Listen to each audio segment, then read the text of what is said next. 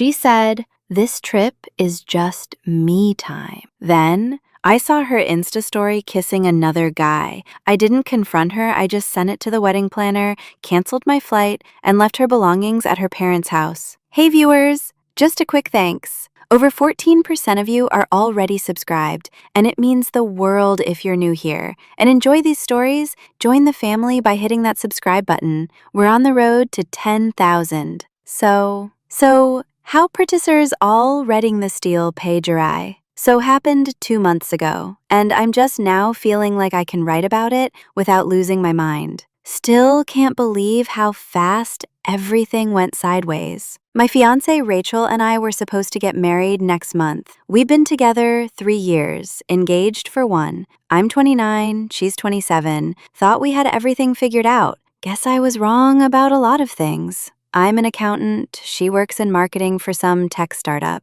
We live together in my condo, but she keeps her own place too, since we both like having some independence. We split dates and shared activities, but maintained separate finances. Mostly everything seemed normal, until about 3 months ago when Rachel started talking about needing space before the wedding. "I just feel like I haven't had time to be myself lately," she said one night over dinner. "What do you mean? Like, we're always together, planning the wedding, hanging out at each other's places, working? I feel like I've lost my independence." "Rachel, you still have your own apartment. We don't live together full time." "I know, but it feels like we're heading that direction after marriage. I need to make sure I'm ready for that level of commitment." "That's kind of the point of marriage, being committed. I know, but I need to make sure I'm not missing out on anything, that I'm choosing marriage because I want it, not because it's expected." Red flag. "But I figured pre-wedding nerves were normal.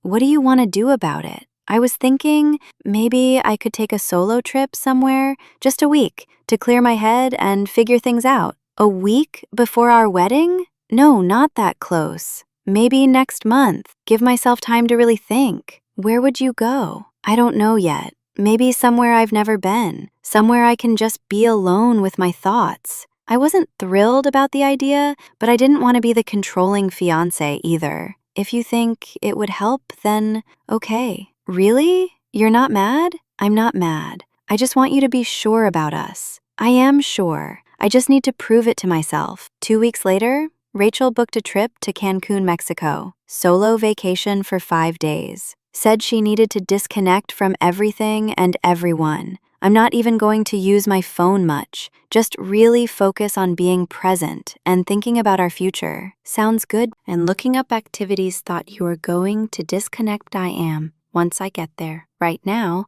I'm just making sure everything's set up properly. Friday morning, Rachel left for the airport. Her flight was at noon. I offered to drive her, but she said she'd rather take an Uber. Less complicated that way. Clean break from normal routine. Clean break. It's 5 days, not 5 years, you know what I mean? Easier to get into vacation mode. I kissed her goodbye and went to work. Figured I'd use the weekend to catch up on some client files and maybe hang out with my buddies. Saturday afternoon, I was at home working when I decided to check social media. Hadn't heard from Rachel since she landed Friday night, which was fine since she wanted space to think. I opened Instagram and saw she'd posted a story about an hour earlier. Beach sunset with a caption about finding clarity, normal vacation stuff. Then I swiped to the next story. Rachel was at some resort pool bar with a guy I'd never seen before. They were sitting close together, laughing. His arm was around her and she was leaning into him like they'd known each other forever. I stared at the screen trying to process what I was seeing.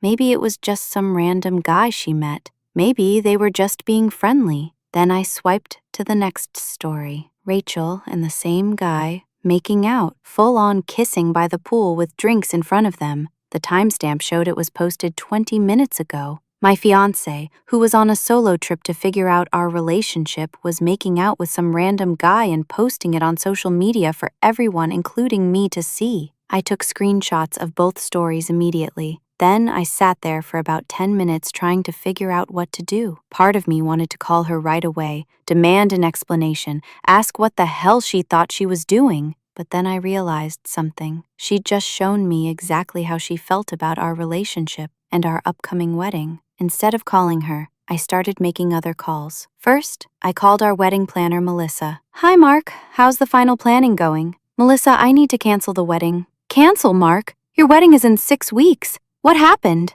Rachel's cheating on me. I have proof. Oh my God, Mark, I'm so sorry. Are you sure, positive? She's on vacation right now posting pictures with another guy. Mark, this is terrible. Let me look at our cancellation policies and see what we can do. Whatever the costs are, I'll handle them. Just need it canceled today, Mark. Given the short notice, we'll lose most deposits, but I'll call vendors and see if anyone can work with us on the timeline. I sent her the screenshots as documentation. Next, I called the florist, explained the situation, asked about cancellation fees, same with the caterer, photographer, and band. By Saturday evening, I'd started the cancellation process, going to lose about $12,000 in deposits and fees. But spending more time there earlier in our relationship gathered up everything of mine that was there. Clothes, books, some kitchen stuff I brought over. Then I drove to her parents' house, Mark. Her mom, Linda, said when she answered the door, "What a nice surprise. How are you?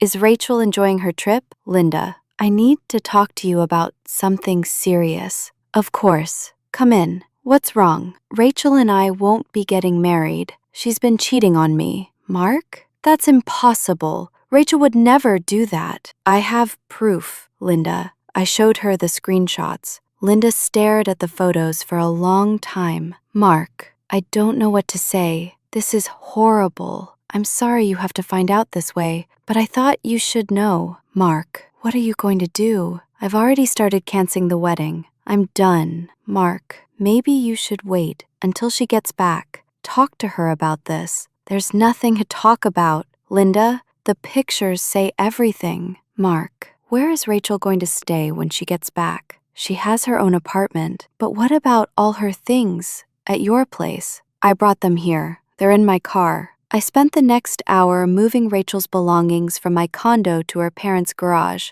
Clothes, furniture, books, everything she'd gradually moved to my place over the past year. Mark, this seems so final, Linda said as I loaded the last box. It is final, Mark. She's going to be devastated when she finds out. She should have thought about that before she posted herself making out with another guy. Monday morning, I called my travel agent and canceled the flights Rachel and I had booked for our honeymoon in Italy next month. Mr. Williams, I'm sorry to hear about the change in plans. There will be cancellation fees. I understand. Just cancel everything. Tuesday, Rachel called me. Mark, I've been having such an amazing time. This trip is exactly what I needed. I'm glad you're having fun. Mark, you sound weird. Is everything okay? Everything's fine, Rachel. Really enjoying your me time? Yes. Actually, I'm getting so much clarity about what I want. That's great. What do you want? I want us, Mark. I want our wedding. I want our future. Interesting, Mark. Why do you sound so strange? Just processing some things. What things? Your Instagram stories mainly. Silence. Mark, I can explain. There's nothing to explain, Rachel. You've been very clear about what you want.